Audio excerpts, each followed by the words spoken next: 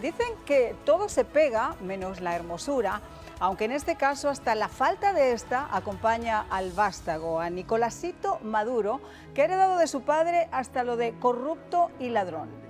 Otro de los cachorros de dictador que vive rodeado de lujos, siguiendo el ejemplo de la dinastía castrista, y famoso, entre otras perlitas, por jactarse de haber sido el más joven de los dirigentes del chavismo sancionado por Washington y por amenazar al expresidente Donald Trump con una de sus frases más surrealistas e icónicas al más puro estilo fanfarrón de su padre.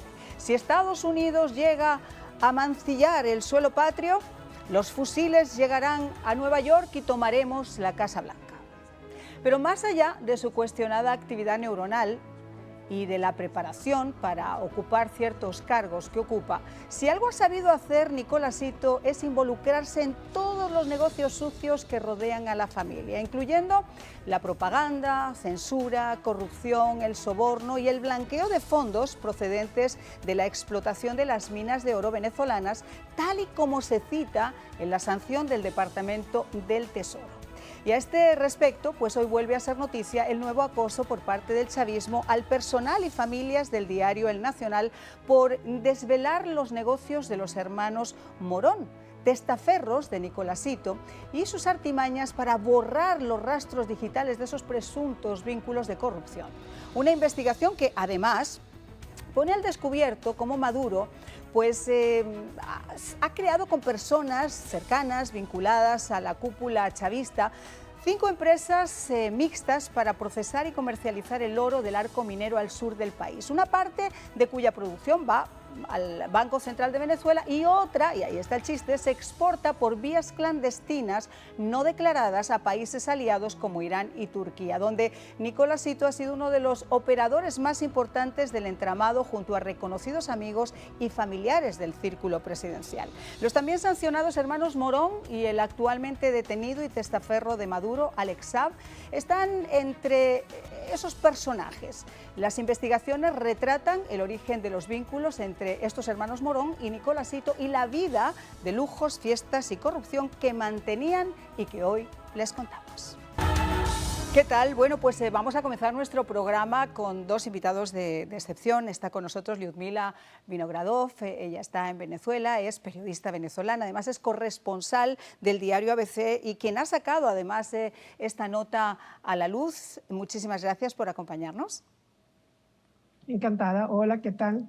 Y nos Gracias acompaña por la invitación. Siempre un placer, Lyudmila. Y nos acompaña Alexis Ortiz, periodista y escritor, exalcalde y exdiputado venezolano. Alexis, también un placer que puedas acompañarnos.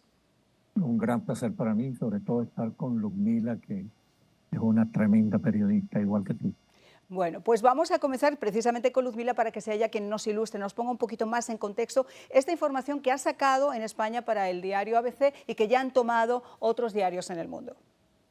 Sí, efectivamente, todo empezó hace 2 años y medio, cuando el Departamento del Tesoro, la OFAC, la OFAC de Estados Unidos, sí, la de activos,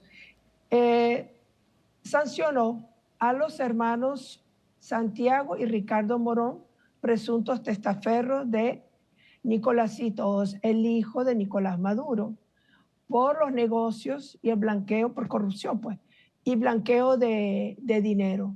Entonces fueron sancionados y eso fue un escándalo hace 2 años y medio. 2 años y medio después, el Nacional publica algunas investigaciones ahondando en este tema, ¿no? Que causó sensación, impacto hace 2 años y medio. Y entonces el régimen de Maduro decidió perseguirlos y citarlos. Eso ocurrió hace 2 semanas en Caracas. Un tribunal de caraqueño citó al presidente editor, Miguel Enrique Otero, y a su personal y a los periodistas que habían hecho la investigación. Esta investigación de los testaferros de Nicolásito hubiera pasado desapercibido después de 2 años y medio, pues. Pero nada, ellos mismos con esa persecución y el acoso contra el diario El Nacional y su personal y los periodistas, han sacado a flote nuevamente este escándalo. Ellos mismos lo han recreado. Y además, hablando con Miguel, él no va a parar porque tiene más que pruebas suficientes para demostrar la persecución a la que se ha visto sometido, desde que incluso Diosdado Cabello se empeñó en quitarle el edificio del Nacional y ahora simplemente pueden tener esa página digital que, fíjate lo que son las cosas, tiene hasta más tráfico y llega a más lugares porque ha creado mucha más expectación que cuando simplemente era un diario en papel. Ahora, Alexis, una de las cosas que tristemente tenemos que estar siempre comentando es el acoso, la persecución, las leyes mordaza a los medios de comunicación. Y esto que ha pasado con el Nacional, quiero decir, es un caso muy específico, pero que puede llegar a ser en un momento dado objeto de una demanda en las Cortes Penales Internacionales. Y una de las cosas que caracteriza precisamente a este tipo de regímenes tiránicos, como la narcodictadura castrochavista de Venezuela, es la persecución a los medios de comunicación social y a los periodistas, porque después de todo, la libertad de expresión no es solo un derecho humano en sí, sino que es el derecho humano que protege a los otros derechos humanos porque da la posibilidad precisamente de defensa de los otros derechos. La narcodictadura venezolana se ha ensañado, sobre todo con Radio Caracas Televisión y con El Nacional, y fíjense ustedes, es un ensañamiento que es bastante doblemente censurable, porque El Nacional y Radio Caracas Televisión, en el momento en que Chávez aspiraba a la presidencia de la República, fueron bastante respetuosos de las aspiraciones de Chávez, pero bueno, así dicen, así paga el diablo. Pues ahora el ensañamiento de la narcodictadura con estos dos medios de comunicación social ha sido un ensañamiento tan extremista, tan bellaco, que ha llegado no solo a la persecución de los directivos de estos medios y de los periodistas, sino incluso al robo de los activos, al robo de las propiedades de estos medios de comunicación.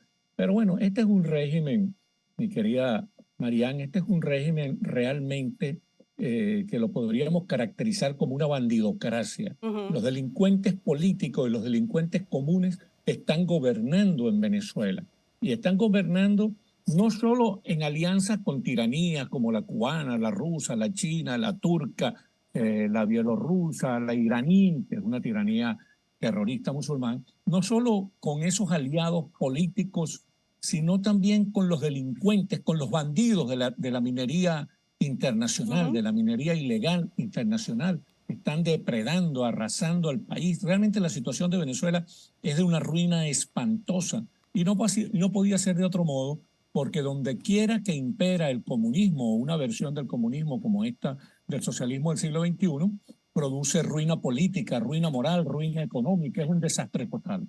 Y lo más triste de todo eso no es que eso esté comprobado, sino que los pueblos sigan cayendo en votar a estos individuos, sigan cayendo precisamente en esas redes. Habría que analizar muy mucho qué es lo que pasa, si es que carecemos de memoria histórica o no nos gusta mirar a la derecha o a la izquierda o incluso simplemente lo que ya tenemos. Y esto ha pasado recientemente en Colombia, donde después de que la mayor parte de las calles de Bogotá o de Medellín o de Caracas estaban llenos de personas de Venezuela, pues uno hace como la política del avestruz de que me meto para abajo y a mí no me va a pasar. Y sin embargo, desgraciadamente y tristemente sigue pasando. Ahora, Ludmila, hablando de este Nicolásito, fíjate que este hombre empezó como con un perfil, un bajo perfil, pero después empezó a captar ciertos puestos. Por ejemplo, hoy estaba leyendo un poco más sobre él para tener más claro quién era este individuo. Le dieron un puesto a dedo en la Academia de Cine, un individuo que lo único que hizo fue robar cámaras y si podía robarse las cámaras también. Después ha pasado a tomar puestos ejecutivos dentro del partido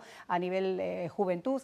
y ahora tiene un programa de televisión a todo dar desde donde sigue soltando su propaganda. Intentó desaparecer de los medios digitales junto con estos hermanos y todo esto que hicieron para tratar de desaparecer, pero obviamente sigue ahí y su nombre no solamente está en el Departamento de Estado como uno de los sancionados, sino que cada vez es más temerario la forma en la que contrasta el 84% de la pobreza y la miseria que se vive en Venezuela con el lujo y con la forma en la que él vive.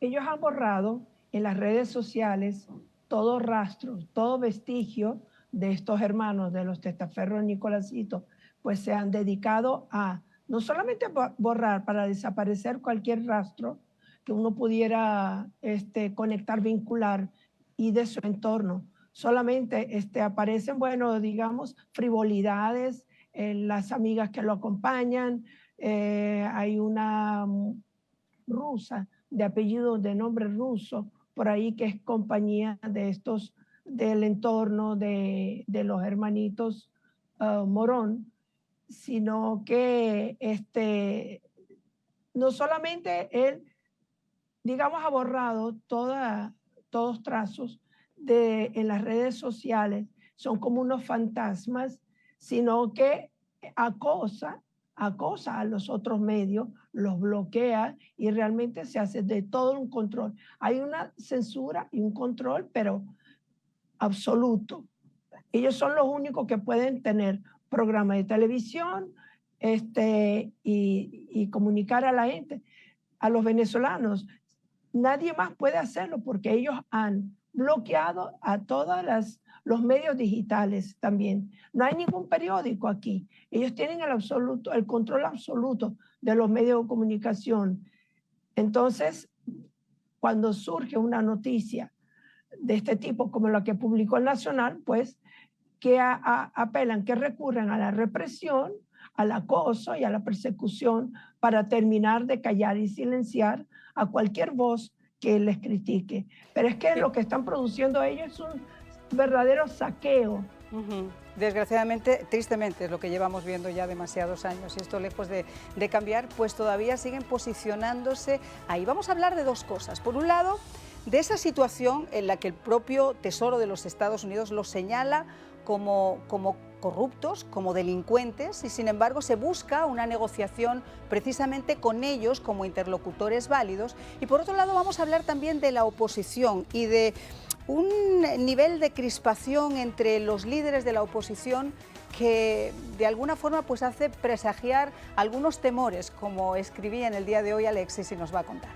Miren ustedes, si ya es difícil digerir que un país como Estados Unidos se siente a la mesa con un dictador, con un narcodictador, con un delincuente del tamaño de Nicolás Maduro, que está siendo buscado, que tiene precio a su cabeza junto a Diosdado Cabello por las agencias federales de este país, que está sancionado por el Tesoro de este país, se hace todavía muchísimo más difícil. Y yo quisiera hablar sobre esto con Alexis, porque creo que más allá, y esto no tiene que ver, como les digo, con una cuestión partidista, sino con una cuestión de sentido común.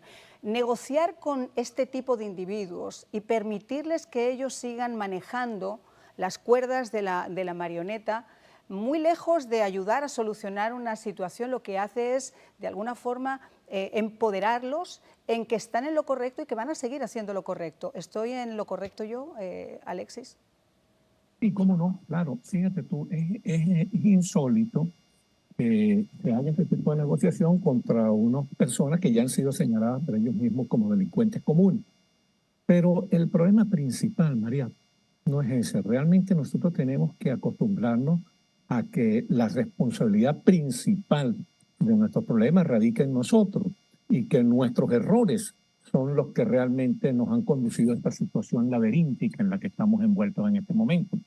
La liquidación, por ejemplo, del gobierno interino legítimo de Juan Guaidó fue un disparate de rango histórico que terminó favoreciendo de una manera insólita a la narcodictadura. Nosotros tenemos que acostumbrarnos a la autocrítica, tenemos que acostumbrarnos a no practicar lo que llamaba Jean-Paul Sartre la otredad de la culpa, es decir, a estar buscando la culpa de nuestros errores en los demás. Eso es una característica del subdesarrollo, que siempre actuamos como que si los culpables de nuestros propios errores siempre están fuera, es la colonización hispana, el imperialismo norteamericano, la maldad de otros. No, nosotros estamos en una situación muy precaria que nos obliga a una autocrítica. Como tú lo acabas de señalar, la crispación, la desinteligencia, incluso virulenta, entre los sectores democráticos, entre nuestros líderes, es una crispación hiperbólica que obstruye, que cierra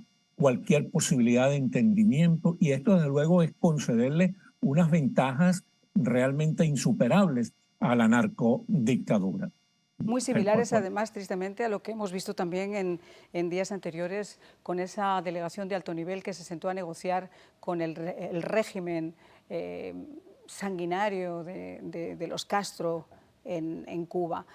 Uno se tiene realmente que esforzar por tratar de buscar una vía simplemente de entendimiento para poder justificar este tipo de posturas. Yo tristemente no la encuentro. Yo por eso me encanta hablar con gente que sabe mucho más que yo, a ver si de repente puede ilustrarme y puede darme una vía diferente a la que yo contemplo. Porque además estas narcodictaduras, y les hago la pregunta a los dos, una de las cosas que tienen es que tienen la habilidad de nutrirse perfectamente de las contradicciones, de los egos de la oposición, de los desagravios de la oposición, les hace más fuertes y a nosotros nos hace más débiles.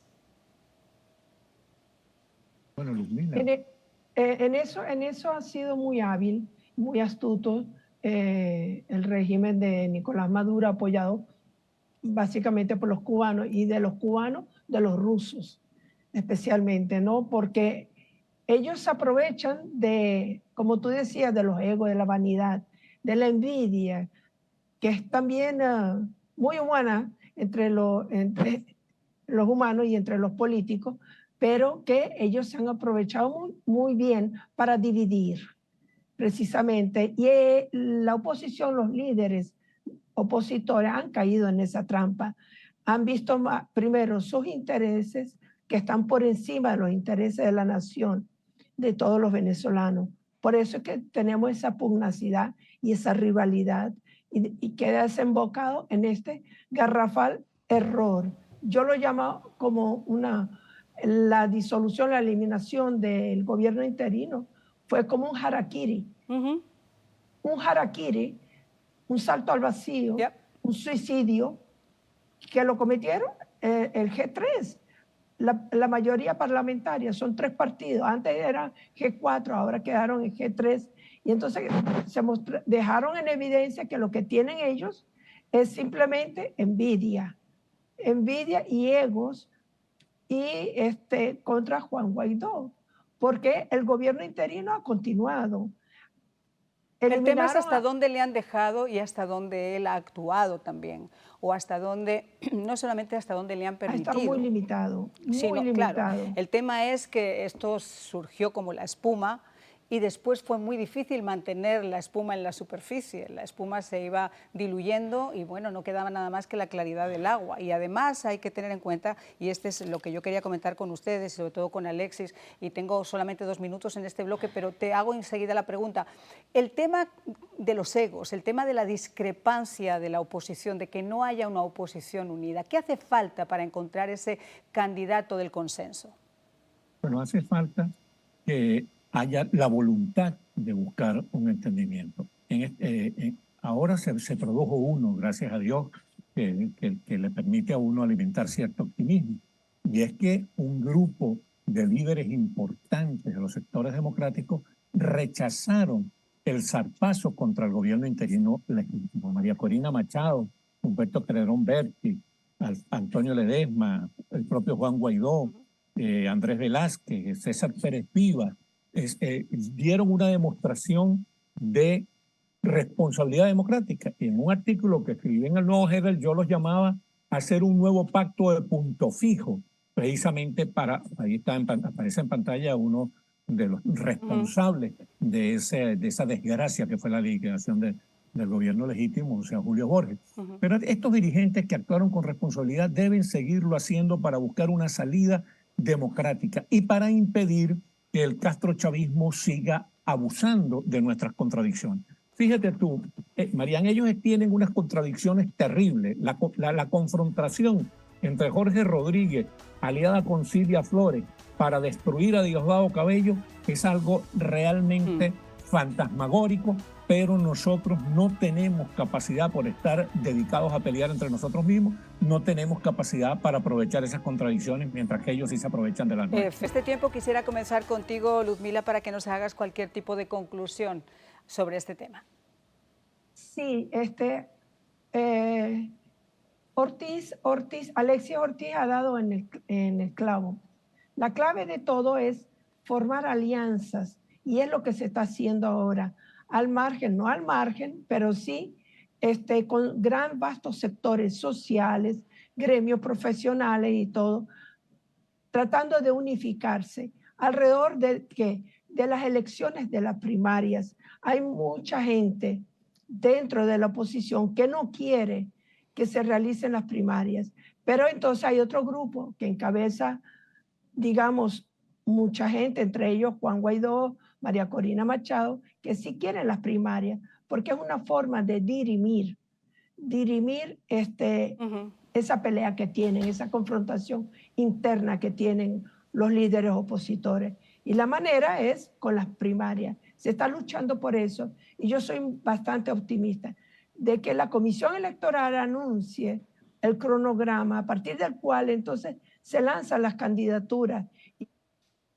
Bueno, no cabe ninguna duda que lo que está por pasar tiene mucho que ver con el terrorismo de Estado que se está generando precisamente en Cuba. Por eso es importantísimo fijarnos en quién es realmente quien puede estar detrás, fortaleciendo todo ese tipo de cánceres y alimentando esas metástasis. Y lo más importante, exigir también a los países democráticos que sigan apostando por los derechos humanos y por las democracias en el mundo. Muchísimas gracias a Luzmila y Alexis por habernos acompañado, y por supuesto a todos ustedes por el placer de que hayan estado con nosotros esta noche.